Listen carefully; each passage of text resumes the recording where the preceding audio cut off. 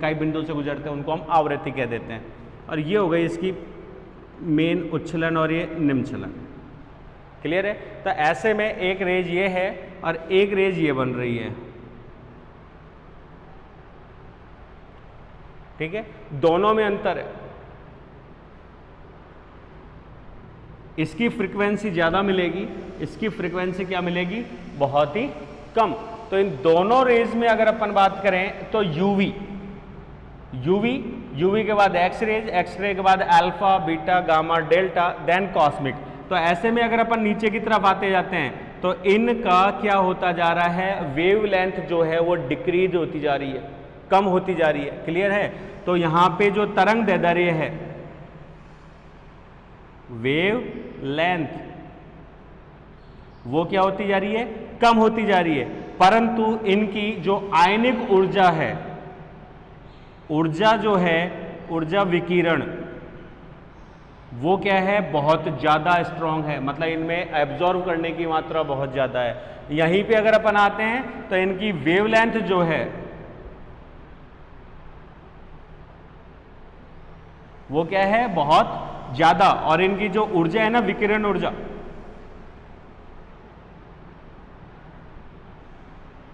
वो क्या है? बहुत ही कम। यही कारण है कि इनकी भेदन क्षमता जो है वो क्या है? बहुत ही कम। ये भेद नहीं सकते किसी चीज को। लेकिन अगर अपन इसकी बात करें तो इनकी भेदन क्षमता क्या है?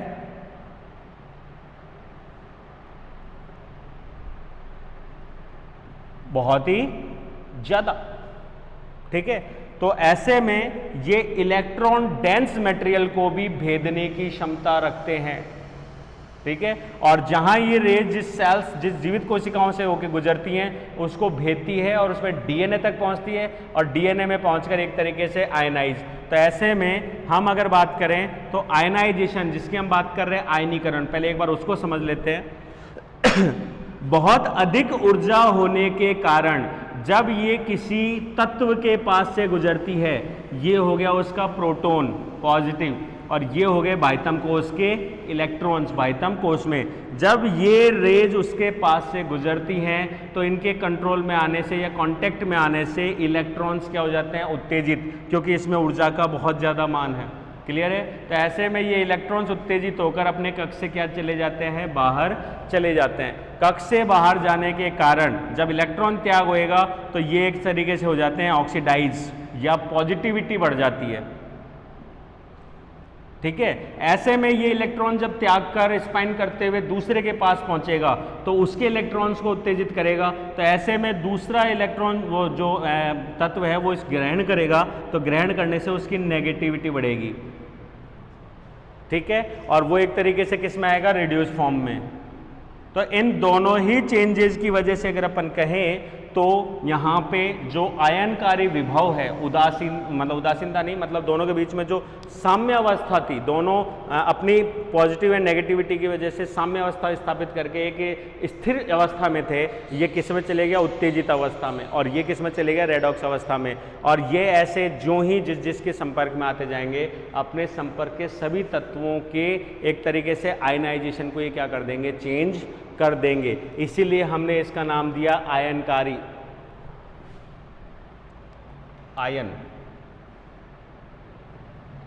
आयनकारी या आयनाइज्ड रेडिएशन, जिसमें कॉस्मिक में सबसे ज्यादा है गामा से और एक्स रेज में कम है ऐसे गामा से, यूवी में नहीं है। तो एक्स रेज से शुरू होता है, एक्स रेज में कम, उससे ज्यादा alpha, beta, gamma, delta, then cosmic. तो कॉस्मिक में सबसे ज्यादा है भेदन क्षमता, क्योंकि इसकी वेवलेंथ भी कम है और कॉस्मिक रेज जो है वो आयनाइजेशन प्रेरित करते हैं।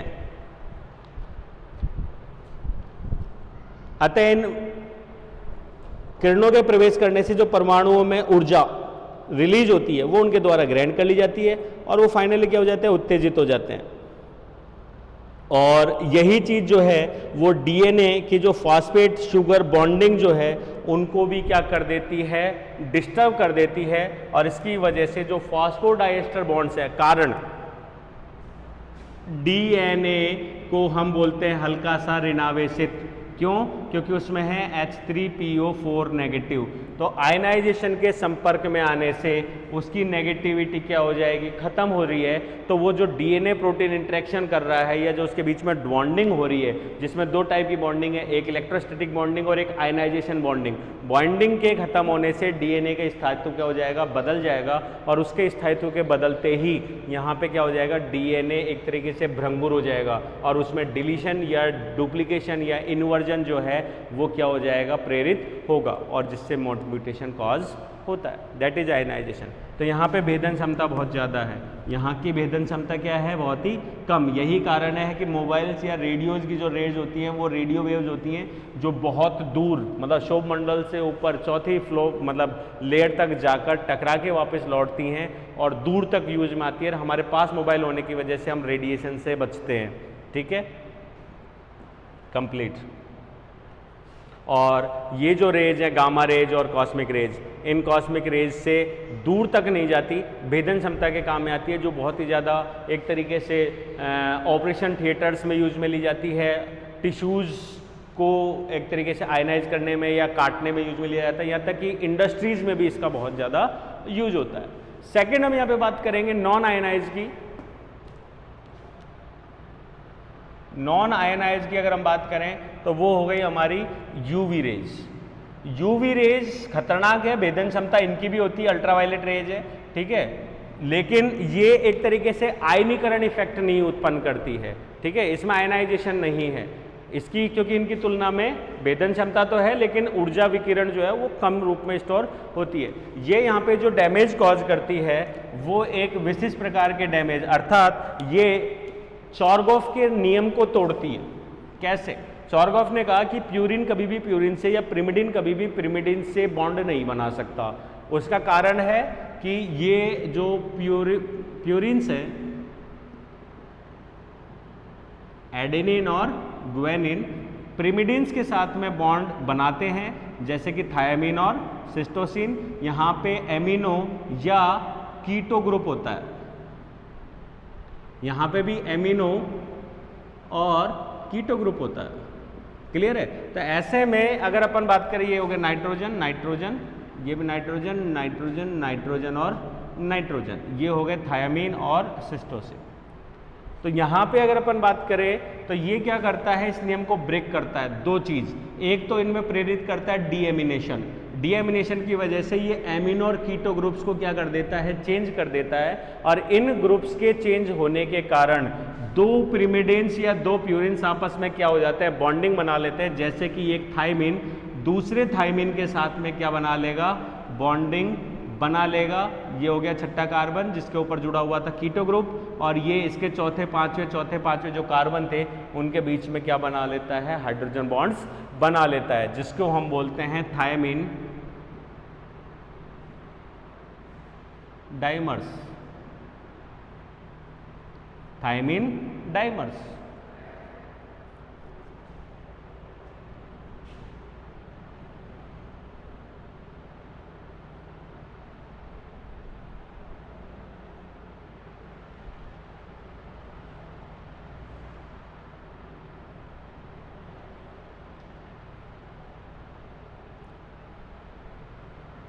ठीक है, थायमिन डाइमर्स। और ये थायमिन डाइमर जो हैं दो, यहाँ पे कैसे बन रहे हैं? दो प्यूरिन से। ठीक है, तो ये thymine dimers, thymine cytosine dimers, cytosine cytosine dimers, अर्थात उसमें नहीं इनमें क्या कर देता है? बॉन्डिंग्स को प्रेरित करता है। उसके अलावा एक चीज और है जिसको बोलते हैं डी या ए प्यूरिनेशन, अर्थात जैसे हमने एल्कलिसिटी में देखा कि अत्यधिक एल्कली मतलब क्षारकीय होने की वजह से प्यूरिन्स डिलीट हो जाते हैं, उसी प्रकार इन डाइमर्स के समान ये उन न्यूक्लियोटाइड्स में से प्यूरिन्स को क्या कर देते हैं? डिलीट कर देते हैं, जिसको हम बोलते हैं ए प्यूरिनेशन। ठीक है, क्लियर?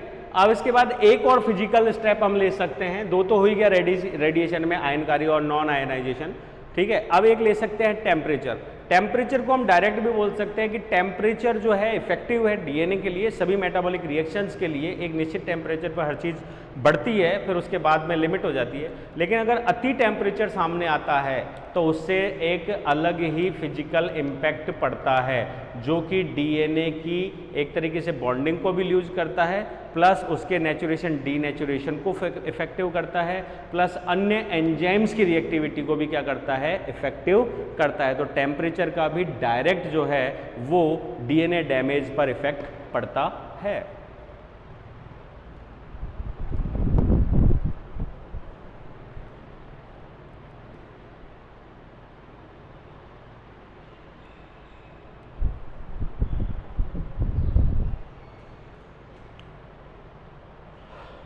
इसी टॉपिक में नेक्स्ट हमारा सेगमेंट जो आता है वो आ जाता है chemical mutations.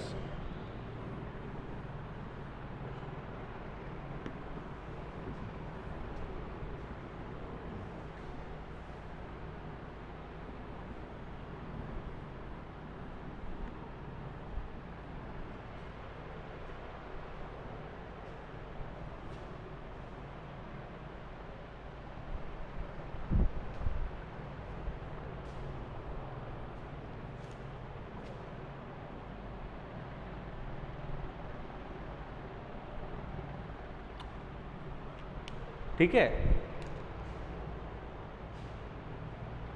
Chemical mutations.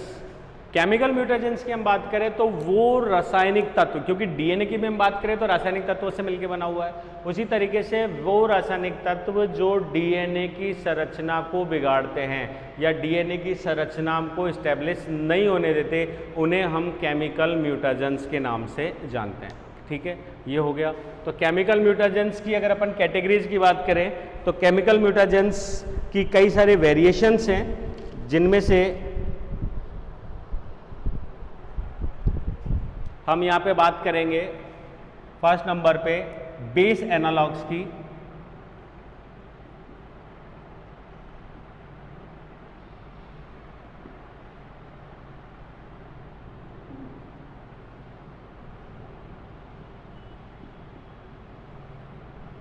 Base analogues की तो एक्चुअली में केमिकल म्यूटेशंस की हम बात करें तो अनेक रिसर्च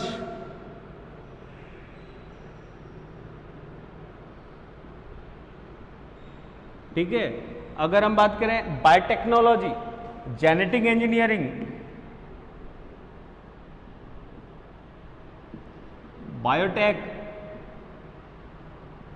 ठीक है, ऐसी बहुत सारी चीजें जिसमें डीएनए की आइडेंटिफिकेशन, डीएनए की एबिलिटी, डीएनए की एक तरीके से फंक्शनैलिटी, डीएनए की स्ट्रक्चर, डीएनए की जो एक तरीके से ट्रांसक्रिप्शन या जो उसका जेनेटिक्स है उसकी जीन की लोकेलिटी, ये सारी चीज़ों के आइडेंटिफिकेशन के लिए हमें एक तरीके से इंड्यूस्ड किसकी ज़रूरत पड़ती है, म्यूटेशंस की, और वो भी कौन से, केमिकल। कारण फिजिकल वाले डैमेज जो है वो रेडिएशन क्रिएट करते हैं, उसकी वजह से उसके आसपास के और सेल्स के डीएनए में भी क्या होता है, डैमेज होता है, प्लस डीएनए की दूसरी मात्राओं को भी क्या करता है, वो डैमेज करता है। ठीक है, वहीं अगर अपन केमिकल की बात करें तो ये पर्टिकुलर इफेक्ट करता है स्पॉट पे, जिसको हम बोलते हैं पॉइंट म्यूटेशन भी। तो ये पॉइंट म्यूटेशन को भी क्या करते हैं, इफेक्ट करते हैं, इसलिए ये हमारे लिए काफ़ी काम के हैं। और इसके अंदर हमारे पास में 4 वेराइटीज़ हम यहाँ पे पढ़ेंगे, जिसमें फर्स्ट जो पढ़ रहे हैं वो हो गया बेस एनालॉग्स। बेस एनालॉग्स की अगर अपन कहें तो बेस एनालॉग्स में हम यहाँ पे डाल सकते हैं क्षार अनुरूप, और क्षार अनुरूप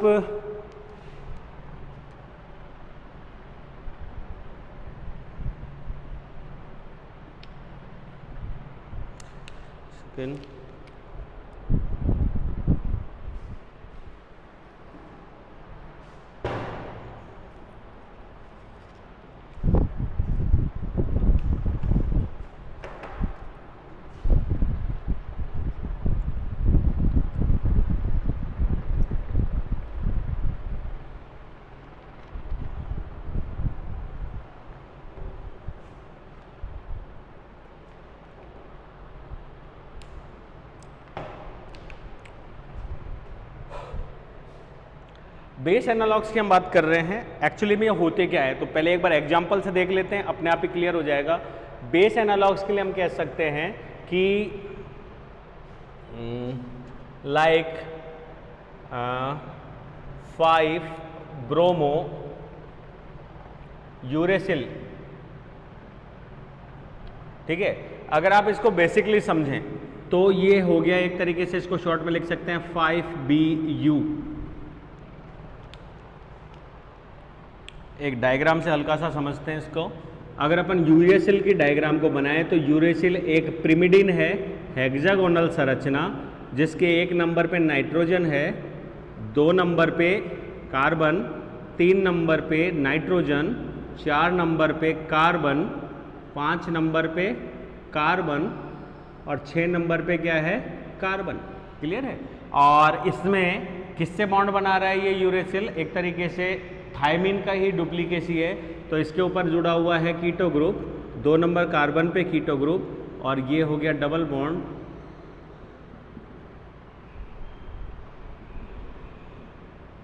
ठीक है, और ये 5वें नंबर के कार्बन पे भी क्या है, हाइड्रोजन जुड़ा हुआ है, दैट इज यूरेसिल। और सेम स्ट्रक्चर किसकी है, साइटोसिन की। और साइटोसिन में बस ये क्या है, यहाँ पे क्या जुड़ा हुआ है, एमिनो ग्रुप।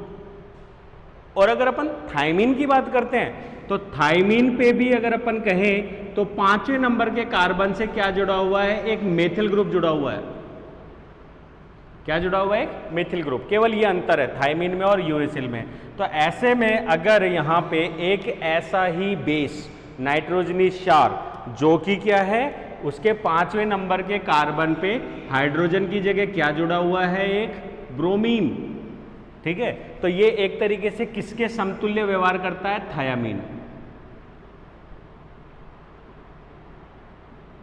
किसकी तरह व्यवहार करता है, थायामीन। तो यहाँ पे बेस एनालॉग को समझाने का यही एक तरीका है जिसको मैं कह सकता हूँ कि जीनोम पूल में या जीनोम पूल के बाहर ऐसे बेसिस जो संरचना में और बॉन्ड बनाने में हमारे डीएनए के एडेनिन, थायामीन, सिस्टोसिन और गुएनिन के समतुल्य हैं, और आवश्यकता पड़ने पर ये ओरिजिनल बेस को रिप्लेस करके क्या कर देते हैं, वहां पे जुड़ जाते हैं। ठीक है, अब थायामीन के समान है तो ये किससे जुड़ सकता है, ये एडेनिन से जुड़ सकता है, जबकि एडेनिन से कभी भी यूरेसिल जुड़ता नहीं है। ठीक है, लेकिन ये उससे जुड़ सकता है क्योंकि ये किसके समकक्ष हो गया, थायामीन के। आगे बढ़ते हैं। उसी समकक्ष एक और एग्जाम्पल वो हो गया यहां पे 5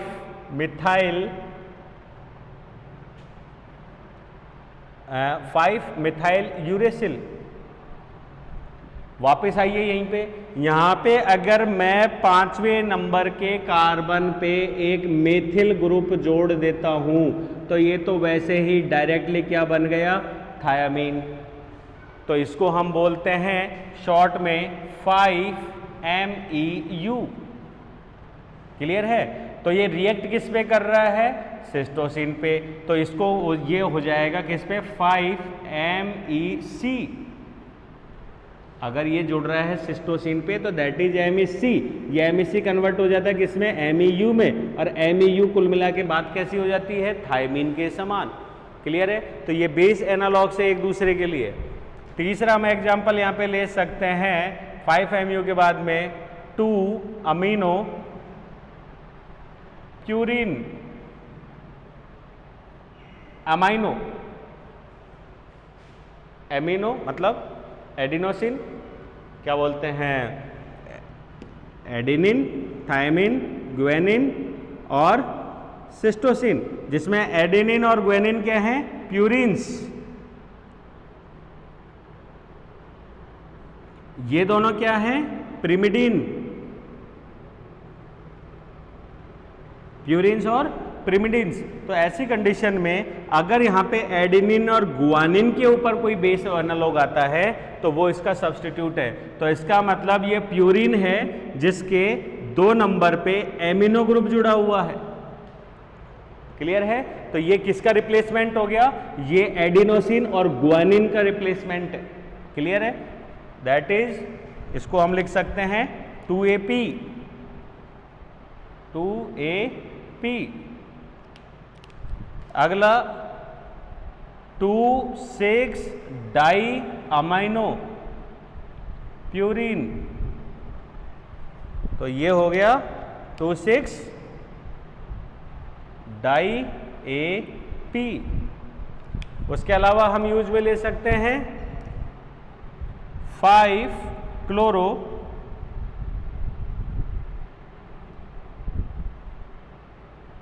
यूरेसिल। इसके 5वें कार्बन पे bromo Maithil chloro, that is 5ClU, 5 iodo uracil, that is 5IU। ये कुछ एग्जाम्पल्स हैं और इन सारे एग्जाम्पल्स में कंफ्यूज होने की जरूरत नहीं है। आप डायरेक्टली इसमें यूज ले सकते हैं 5 ब्रोमो, क्योंकि ये सबसे ज़्यादा इफेक्टिव भी है और सबसे ज़्यादा काम में भी लिया जाता है। देन यूज में लिया जाता है 5MEU। ठीक है, ये दोनों के दोनों जो हैं इफेक्टिव है और ये हमारे लिए कार्य संगत हैं। ठीक है, तो बेस एनालॉग में ये। अब मेन बात आती है कि हम मैकेनिज्म नहीं समझ रहे, हम केवल ये समझ रहे हैं कि ये क्या है और क्या करता है। तो इसको देखिए, सिंपल इस छोटी सी मैकेनिज्म से इसको समझिए तो क्लियर हो जाएगा कि ये क्या करता है।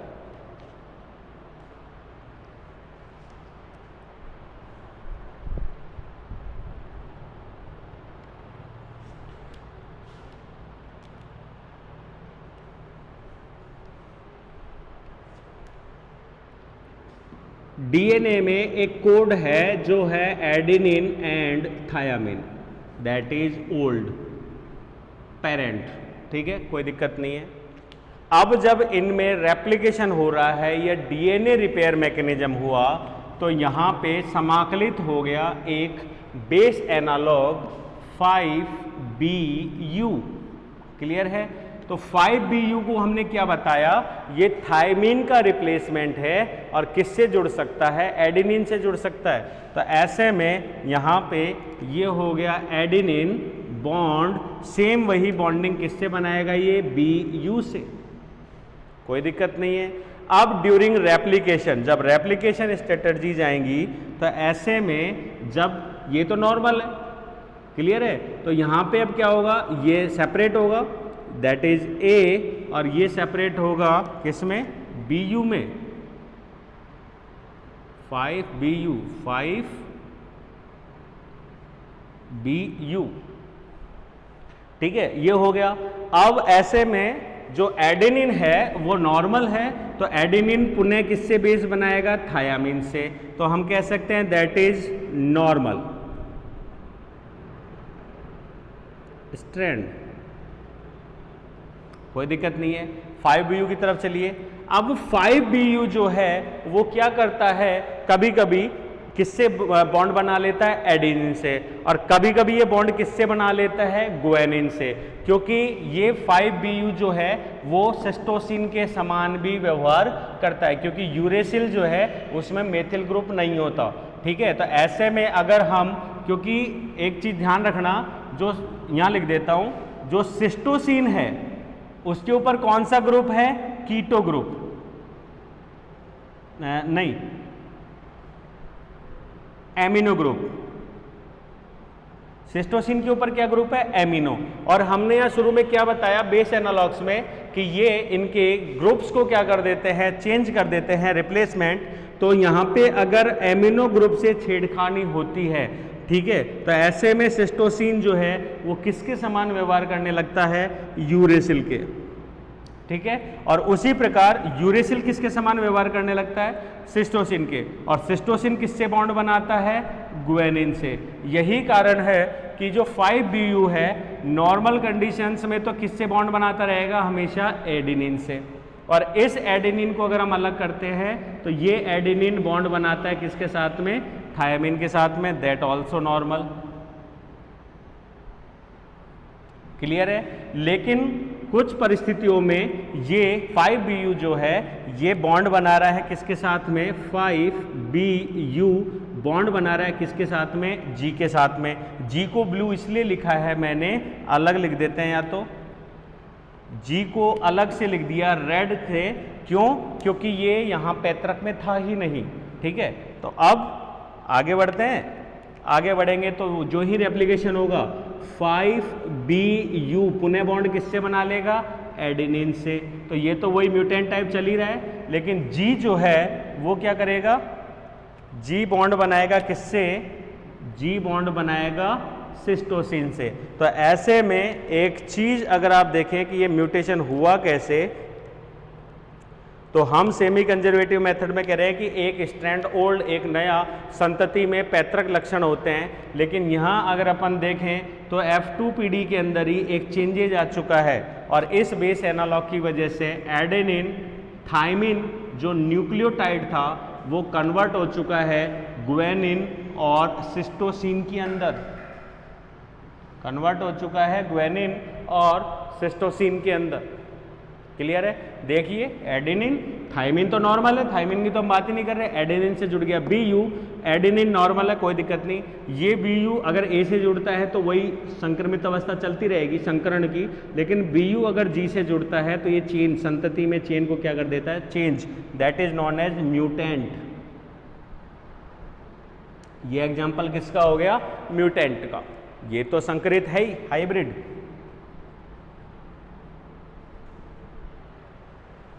हम बाद में जो सब्स्टिट्यूशन मैकेनिज्म पढ़ेंगे उसके अंदर यही चीज को समझेंगे।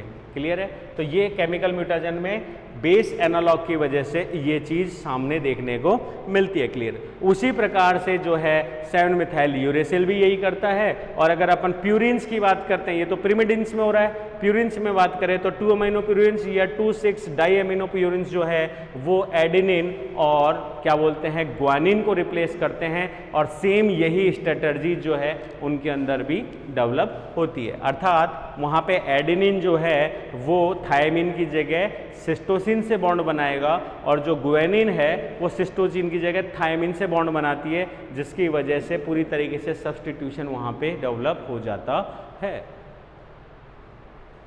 नोट कर लीजिए इसे।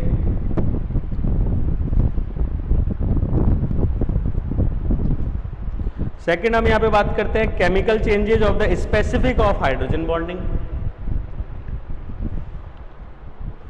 कुछ केमिकल रिएजेंट्स जो हैं वो जो मॉलिक्यूल्स है डीएनए के, उनके मध्य की जो हाइड्रोजन बॉन्ड्स हैं या जो बॉन्डिंग्स हैं उन्हीं को क्या कर देते हैं, चेंज कर देते हैं। ठीक है, कैसे, they can able to replace aldo amino into keto या कीटो इनटू एमिनो। मिटा देते हैं।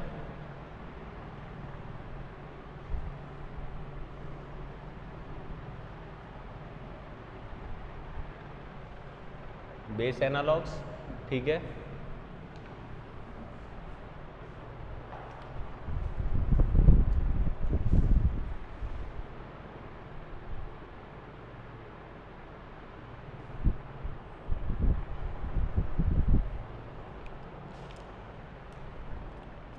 बेस एनालॉग्स सेकंड हम यहाँ पे यूज में ले लेते हैं केमिकल चेंजिंग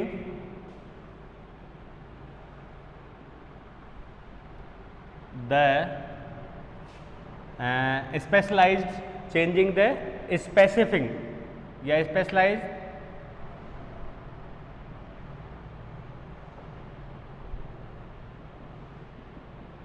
of hydrogen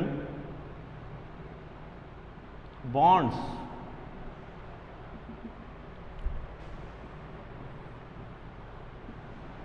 ठीक है, और इसमें हम जो नंबर 1 कैटेगरी पे ले सकते हैं वो ले लेते हैं नाइट्रस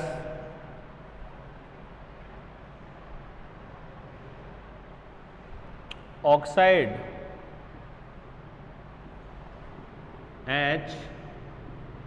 HNO2। ठीक है, और ये घटना जो होती है इसको बोलते हैं डी एमिनेशन।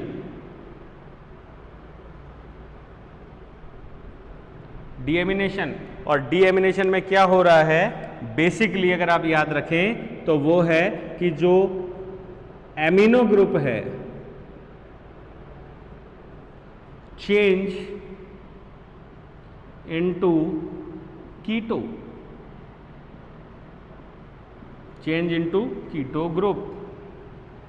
अब अगर कीटो को एमिनो मतलब एमिनो को कीटो में बदल दोगे तो ये तो सबसे बड़ी चेंजेज आ गई। क्यों? क्योंकि एक चीज ध्यान रखना, डीएनए में चारगॉफ जो थे, चारगॉफ जो रूल था वो क्या कह रहा था? चारगॉफ का रूल ये था कि प्यूरिन पिरिमिडिन से ही बॉन्ड बनाएगा। एक चीज। दूसरा, प्यूरिन क्या क्या थे? Adenine and guanine. पिरिमिडिन्स क्या थे? Thiamine and cytosine. क्लियर है? दूसरा उन्होंने कहा कि एडेनिन थायमिन से ही बॉन्ड बनाएगा और गुआनिन जो है वो सिस्टोसिन से। थायमिन एडेनिन से और सिस्टोसिन जो है वो गुआनिन से। अर्थात एडेनिन थायमिन से ही, थायमिन एडेनिन से ही बनाएगा, गुआनिन सिस्टोसिन से और सिस्टोसिन गुआनिन से ही बॉन्ड बनाएगा। ठीक है? लेकिन उसमें एक चीज और थी कि एडेनिन थायमिन के बीच में डबल, जबकि सिस्टोसिन गुआनिन के बीच में सदैव ट्रिपल बॉन्ड बनते हैं, हाइड्रोजन बॉन्ड जो बनते हैं। अब हमारे बीच में सवाल ये है कि जब चारगॉफ ने कहा कि प्यूरिन प्यूरिन के साथ बॉन्ड नहीं बना सकता, पिरिमिडिन पिरिमिडिन के साथ में बॉन्ड नहीं बना सकता, लेकिन प्रूमिन और जो पिरिमिडिन और प्यूरिन है ये आपस में बॉन्ड बना सकते हैं, तो हमारे पास दो ही तो प्यूरिन है, दो ही पिरिमिडिन है। तो ऐसे में एडेनिन थायमिन से ही क्यों बनाता है? एडेनिन सिस्टोसिन से भी तो बना सकता है। ठीक है? तो उसके लिए आइए केमिकल संरचना पे। केमिकल संरचना क्लियर कर देती है, जिसमें अगर अपन प्यूरिन्स की बात करें, जो कि हम केमिकल प्रॉपर्टीज में पूरी तरीके से समझ चुके हैं, तो प्यूरिन ये कहता है कि उसके अंदर रिंग है दो, एक हेक्सा और एक पेंटा। अगर एडेनिन की बात करते हैं तो एडेनिन के ऊपर जुड़ा हुआ है NH2 ग्रुप एमिनो। वहीं अगर अपन बात करते हैं गुआनिन की, तो उसके ऊपर जुड़ा हुआ है एक कीटो ग्रुप। ठीक है? Adenine guanine. अगर अपन बात करते हैं पिरिमिडिन, अगर अपन बात करते हैं पिरिमिडिन,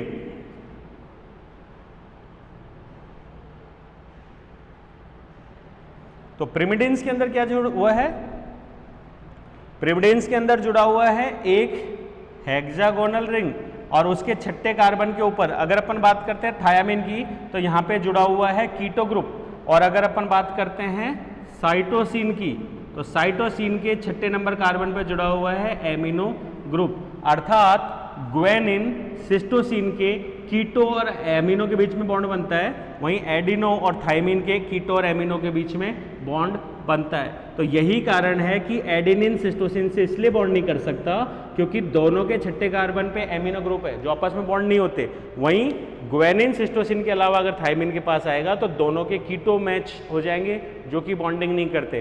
तो यही कारण है कि एडेनिन सदैव थायमिन से ही बॉन्ड कर सकता है, गुआनिन सिस्टोसिन के साथ में बॉन्ड कर सकती है। नॉर्मल कंडीशन है ये। अब यहाँ पे अगर अपन समझें तो चारगॉफ के नियम को ये बिगाड़ रहा है। कैसे बिगाड़ रहा है? क्योंकि ये यहाँ पे कर रहा है डीएमिनेशन, और डीएमिनेशन के फलस्वरूप अगर ये सिस्टोसिन पे से एमिनो को बदल देता है कीटो में, क्लियर है? एमिनो को बदल रहा है कीटो में, तो अब एडेनिन थायमिन के अतिरिक्त सिस्टोसिन से भी बॉन्ड बना सकता है। एक चीज, ठीक है? तो रिप्लेसमेंट हो गया बेस एनालॉग के समान। ठीक है? ये गड़बड़ हो गई, बस इतना ही। तो यहाँ पे डीएमिनेशन के अंदर हम लिख रहे हैं कि यहाँ पे एमिनो जो ग्रुप है चेंज इनटू कीटो ग्रुप, और ये प्रोसेसिंग कहलाती है एक तरीके से डीएमिनेशन। तो यहाँ पे हम कह सकते हैं कि जो साइटोसिल है वो यूरेसिल में, साइटोसिन जो है वो यूरेसिन में, और खुद साइटोसिन जो है वो एडेनिन के साथ में क्या कर सकती है? डीएमिनेशन के थ्रू बॉन्डिंग बना सकती है।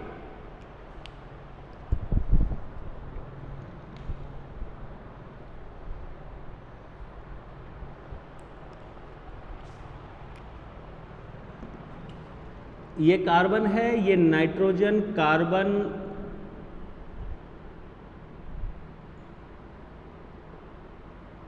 ठीक है, ये हो गया कार्बन, कार्बन और ये हो गया नाइट्रोजन। थायमीन में यहाँ पे एक CH3 ग्रुप है, उसके अलावा बस यही है में, ये हो गया कीटो ग्रुप। यहाँ अगर अपन कंप्लीट करते हैं तो सिस्टोसिन के अंदर है NH2, सिस्टोसिन में क्या है NH2, ये H है डबल बॉन्ड H, ये नाइट्रोजन, ये कीटो ग्रुप और ये नाइट्रोजन के साथ में एक डबल बॉन्ड है यहाँ पे। ठीक है, ऐसे में अगर यूरेसिल की बात करें तो यूरेसिल सिस्टोसिन की बिल्कुल सेम है, H, बस यहाँ पे क्या जुड़ा हुआ है, एक थायमीन के समान कीटो ग्रुप, और ये हो गया नाइट्रोजन, ये हो गया डबल बॉन्ड O और ये हो गया नाइट्रोजन। ऐसे में अगर हम सिस्टोसिन पे डीएमिनेशन अप्लाई करते हैं तो ये हम बदल देते हैं किस में, कीटो में, और जो ही कीटो में बदलते हैं ये किस में कन्वर्ट हो जाता है, सिस्टोसिन यूरेसिल में। केवल कीटो का ही तो अंतर है, कीटो में चेंज करते ही किस में बदल गया, यूरेसिल में। और यहाँ सिस्टोसिन किससे बॉन्ड बनाता था, ग्वानिन से, यूरेसिल में कन्वर्ट होते ही अब ये किससे बॉन्ड बना लेगा, एडेनिन से। तो यही तो मैंने प्रारंभ में कहा कि कीटो ग्रुप के चेंज होते ही सिस्टोसिन भी एडेनिन से बॉन्डिंग कर सकता है, यही एक तरीके से डीएमिनेशन कहलाता है।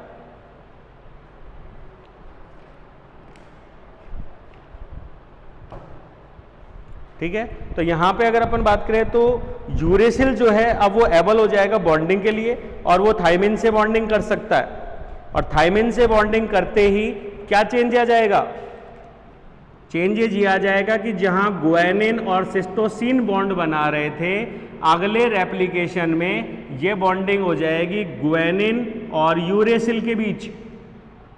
क्लियर है, और उससे अगली स्टेप के अंदर ये यूरेसिल जो है वो किससे बॉन्ड बनाएगा, एडेनिन से।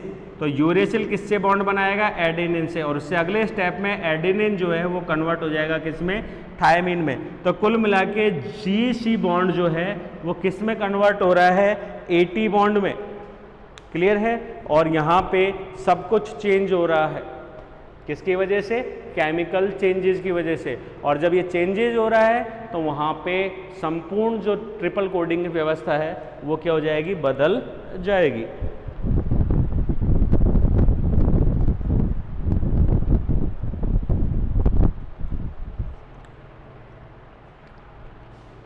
तो AT pairing replace GC pairing.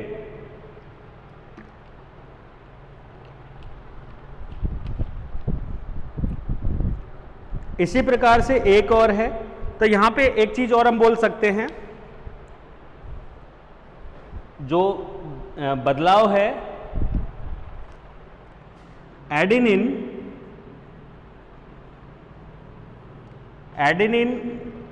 Maximum है देन साइटोसिन और देन ग्वानिन। कारण ग्वानिन में अगर ये डीएमिनेशन कॉज भी होता है तो बहुत ज़्यादा इम्पैक्ट नहीं पड़ता, क्योंकि वो सेम वही रिएक्शन कर रहा है जो उसको करनी है, कोई इम्पैक्ट इसके ऊपर नहीं पड़ रहा। पर सबसे ज़्यादा इम्पैक्ट किस पे पड़ता है, एडेनिन के ऊपर। ठीक है, तो यहाँ पे अगर हम चाहें तो इसके 3 पॉइंट्स बना सकते हैं, deamination of adenine, second deamination of cytosine, and तीसरा डीएमिनेशन ऑफ ग्वानिन। ठीक है, 3 पॉइंट्स हमारे यहाँ बन जाते हैं, पर हमारे लिए इतना काफी है नाइट्रस ऑक्साइड का। अब इसी में एक चीज और आती है, इसमें हम एग्जांपल ले सकते हैं हाइड्रोक्सिल एमीन का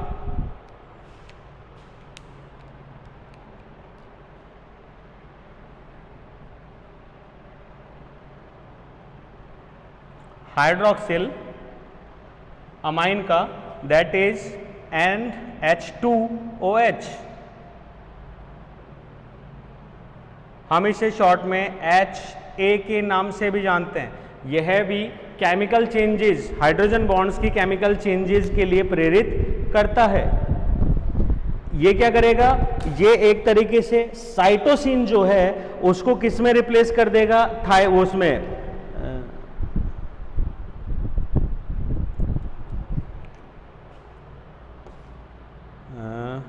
3 4 साइटोसिन, यस क्या कर रहा है ये, साइटोसिन के कार्बन नंबर 5 में अगर अपन छेड़खानी करें और उसमें कोई बॉन्डिंग करते हैं लाइक मेथिल्स या कोई अदर सब्सटेंस, तो वो किसकी तरह व्यवहार करने लगता है, थायमिन के समान। अब तक साइटोसिन कन्वर्ट हो रहा था किसमें, यूरेसिल में, लेकिन यहाँ हाइड्रोक्सिल एमीन द्वारा क्या किया जा रहा है, इसको चेंज किया जा रहा है किसमें, अमाइनो में। तो यहाँ पे ये cytosine convert into thiamine,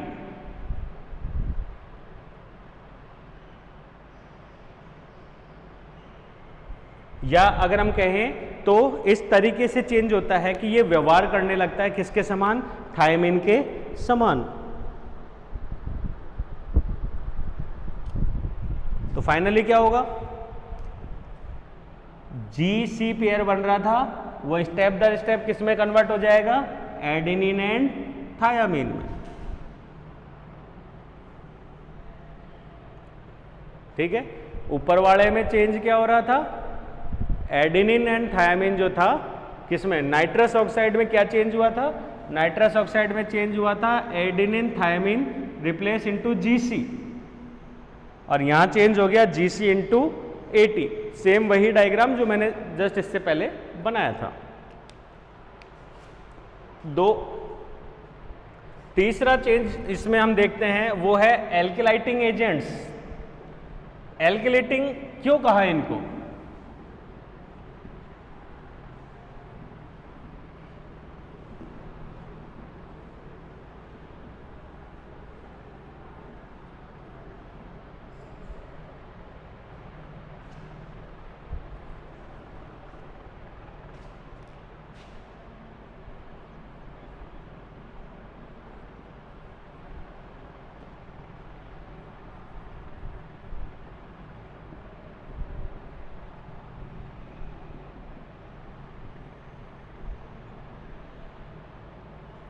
एल्किलेटिंग agents कुछ एग्जाम्पल्स यहां पे ले तो हम यूज में ले सकते हैं ethyl,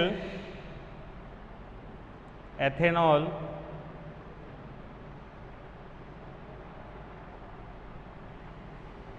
sulfonate,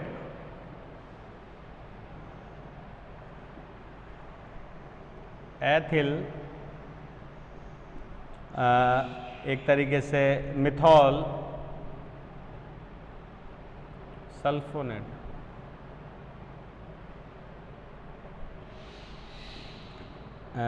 methyl,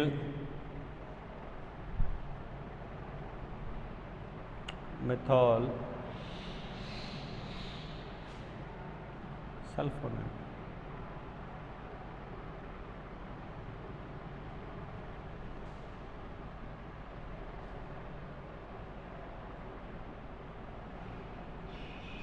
die methyl sulfonate.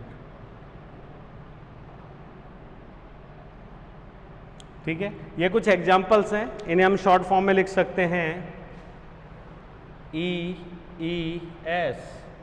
ये बहुत ही ज़्यादा उत्प्रेरक होते हैं, म्यूटाजेनिक है, यूज में लिए जाते हैं as a chemical mutagens. EMS that is MS, और ये हो गया DMS। ये इनके कुछ शॉर्ट फॉर्म्स है। एल्किलेटिंग एजेंट्स, ये कुछ विशेष प्रकार के बॉन्डिंग्स होते हैं जो क्या बोलते हैं, ग्रुप्स। जैसे कि अगर हम बात करें, जैसे कि ग्वानिन के ऑक्सीजन नंबर 6 जो 7वें नंबर के कार्बन के पास में है, और अगर एडेनिन की बात करें तो कार्बन जो नाइट्रोजन नंबर 3 है उनके बीच में रेजिड्यू के रूप में, एजेंट्स के रूप में चिपक जाते हैं। ठीक है, और दो क्या बोलते हैं, ये नाइट्रोजनी क्षार जो सुगर फास्फेट बॉन्ड है उनके बीच में क्या हो जाते हैं, समाकलित होने की ये एबिलिटी रखते हैं, इसलिए इनको क्या बोलते हैं, एल्किलेटिंग एजेंट्स के रूप में जाना जाता है। Phosphate sugar, phosphate sugar, phosphate इससे जुड़ा हुआ है एडेनिन, तो एडेनिन की अगर अपन बात करें ठीक है। तो एडेनिन में अगर हम बात कर रहे हैं, ये उल्टा हो गया,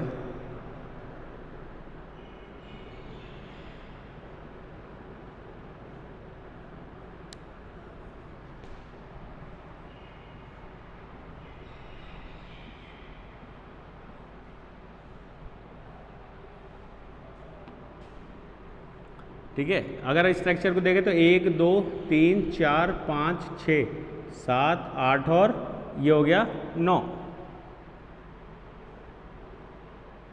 7 8 और 9।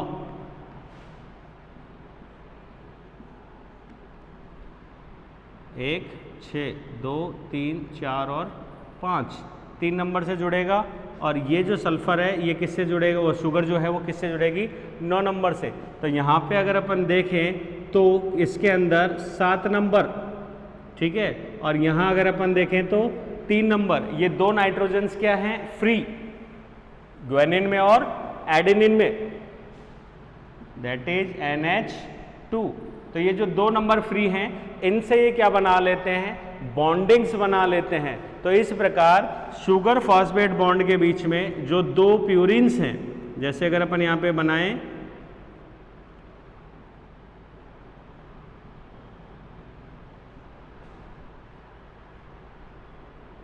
ये हो गया 7 नंबर, 8 9 6 5 4 3 2 और 1, ये हो गया 7 नंबर। इनके बीच में क्या बना लेते हैं, ये बॉन्डिंग बना लेते हैं, ठीक है। तो इसलिए इनको बोलते हैं इंटरकैलेटिंग या एल्किलेटिंग एजेंट्स, क्योंकि ये 2 बेसिस के बीच में क्या हो जाते हैं, समाकलित होने की प्रवृत्ति रखते हैं।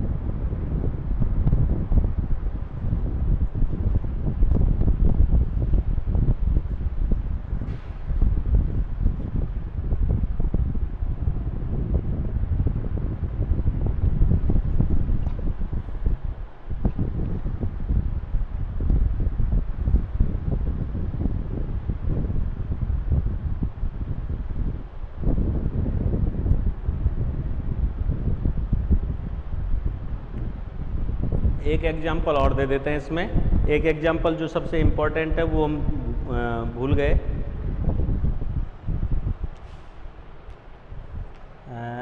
एलिल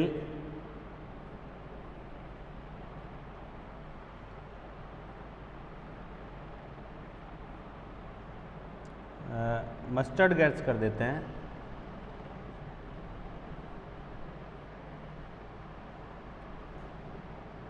मस्टर्ड गैस भी काफ़ी इफेक्टिव है, इसको हम नाम दे सकते हैं एलिल क्या बोलते हैं, आइसोथायोसाइनेट,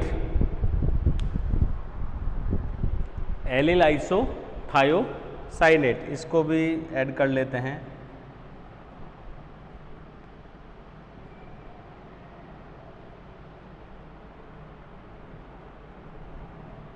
ठीक है, मस्टर्ड गैस।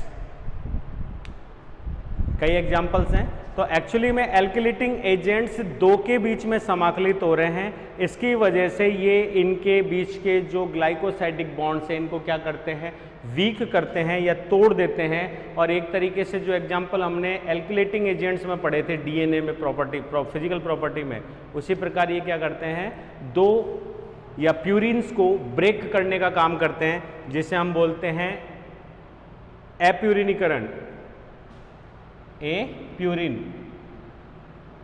या एप्यूरिनेशन, एप्यूरिनेशन, PURINATION, एप्यूरिनेशन, डीएनए में से प्यूरिन का हट जाना, एक काम। दूसरा काम ये क्या करते हैं, इनके बीच के फॉस्फोडाइस्टर बॉन्ड्स को भी क्या कर देते हैं, ब्रेक कर देते हैं, जिसकी वजह से डीएनए में जो बन रहा है संकुल उसके बीच के कुछ खंडों को ये क्या कर देते हैं, डिलीट कर देते हैं, जिसकी वजह से गैप बन जाता है, डीएनए में गैप बन जाता है। क्लियर है? तो इस गैप बनने से कोई नुकसान तो नहीं है, नॉर्मल है, परंतु एक समस्या कि ये गैप जो है वो यहाँ पे केमिकल एजेंट्स की वजह से क्या बन रहा है, एक तरीके से डी एमिनेशन हो रहा है। यहाँ पे मिटा दिया हमने, यहाँ पे डी एमिनेशन हो रहा था, तो डी एमिनेशन के फलस्वरूप अब यहाँ पे जो है कौन से, यहाँ पे मान लीजिए एडिनिन है या यहाँ पे ग्वानिन है या कोई और चीज़, एडिनिन ग्वानिन को तो हमने हटा दिया, सॉरी, यहाँ पे है थायामीन और यहाँ पे है सिस्टोसिन। तो सिस्टोसिन और थायामीन एबल हैं अब किसी दूसरे से बॉन्ड बनाने के लिए, जरूरी नहीं है कि वो यहाँ पे एडिनिन से ही बॉन्ड बनाए या सिस्टोसिन से ही बॉन्ड बनाए। तो ऐसे में अगर ये किसी सामान्य से बनाते हैं कोई समस्या नहीं है, परंतु अगर ये किसी दूसरे रिप्लेसमेंट नाइट्रोजन क्षार से बनाते हैं तो यहाँ पे म्यूटेशन या डैमेज होने के चांसेस बनते हैं। तो these sites are receptible for DNA damage. एक पॉइंट और इसमें डिस्कस कर लेते हैं, दैट इज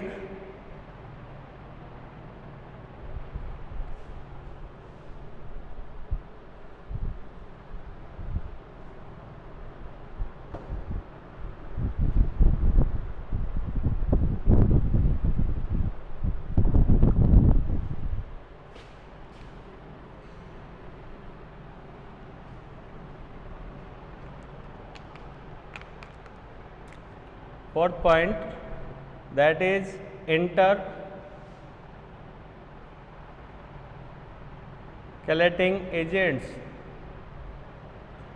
ये भी सेम ही है और ये दो नाइट्रोजन बेस के बीच बॉन्डिंग करती है, दो नाइट्रोजन बेसिस के बीच में बॉन्डिंग करती हैं। कुछ एग्जाम्पल्स अगर अपन बात करें तो जैसे कि प्रोफ्लेविन, एग्जाम्पल दे सकते हैं एक्रीफ्लेविन, ठीक है। यहाँ पे और हम एग्जाम्पल दे सकते हैं एक्रिडिन, ऑरेंज, एक्रिडिन,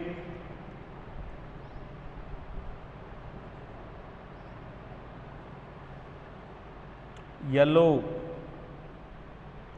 और जो हम जेल इलेक्ट्रोफोरेसिस और बायोटेक में भी काफ़ी कुछ याद करते हैं, एक्रिडिन ऑरेंज के अलावा वो है इथिडियम ब्रोमाइड, जिसे हम लिखते हैं ETBr, ठीक है। ये कुछ ऐसी डाइज होती हैं जो कि डीएनए मतलब मेम्ब्रेन को पेनिट्रेट करके डीएनए के दो नाइट्रोजनी क्षारों के बीच में क्या हो जाती हैं, समाकलित होने की प्रवृत्ति रखती हैं, इसीलिए इन्हें इंटरकैलेटिंग एजेंट्स के नाम से जाना जाता है। और ये इंटरकैलेटिंग एजेंट्स जो हैं ये इनके बीच के फॉस्फोडाइएस्टर बॉन्ड्स को तोड़कर कुछ एक या एक से ज़्यादा जो बेसेज हैं उनका क्या कर देती है, डिलीशन करने में सक्षम होती हैं, जिसकी वजह से फ्रेम शिफ्ट म्यूटेशन कॉज करती हैं। ये सतत और धीरे चलने वाली प्रोसेस है जो कि क्या बोलते हैं, प्रारूप एक तरीके से व्यवहारिक रूप से होती ही होती है, और फ्रेम शिफ्ट म्यूटेशन क्या करते हैं, ये कॉज करते हैं।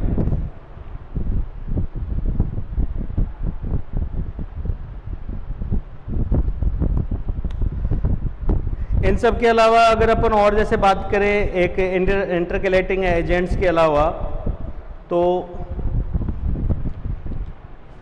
कुछ अन्य कारक जैसे अपन एग्जाम्पल लें जो कि बहुत स्लोली म्यूटेजेंस टाइप होते हैं, जैसे कि कैफीन, जैसे कि कुछ तत्व जैसे कि मैग्नीशियम, जैसे कि कोबाल्ट, कुछ ये भी होते हैं जो क्या करते हैं डीएनए में स्लोली या दूरगामी क्या करते हैं परिणाम या क्या बोलते हैं दुष्परिणाम जो है बेस पेयर टाइप क्या करते हैं, दिखाते हैं। तो आज की क्लास केमिकल म्यूटेजेंस में इतना ही। नेक्स्ट क्लास के अंदर हम डीएनए डैमेज एंड रिपेयर के कुछ मैकेनिज्म्स को डिस्कस करते हैं।